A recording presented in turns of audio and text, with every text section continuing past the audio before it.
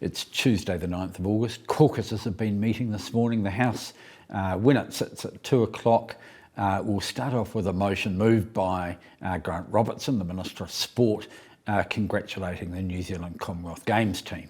We'll then move on to oral questions.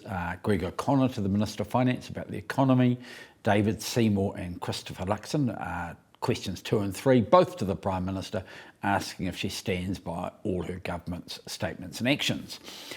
Teresa Ngobi, question 4 to the Minister of Housing, about careers in the construction sector. Nicola Willis to the Minister of Revenue about the cost of living payment. Dan Rosewarne to the Minister of Education about making New Zealanders skill ready.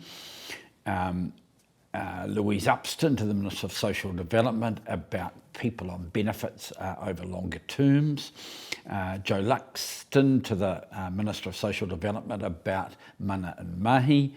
Simon Watts to the Minister of Local Government about Three Waters legislation.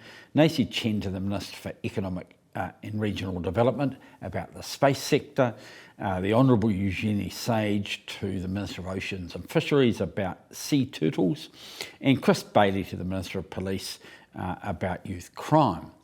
We'll then have a couple of government motions to appoint temporary assistant speakers, David Bennett and Greg O'Connor, just for this week to cover the absences of other assistant speakers. Then the third reading of the Three Strikes legislation repeal bill in the name of the Honourable Kiritapu Allan. The committee stages and third reading of the Firearms Prohibition Orders bill in the name of the Honourable Chris Hipkins.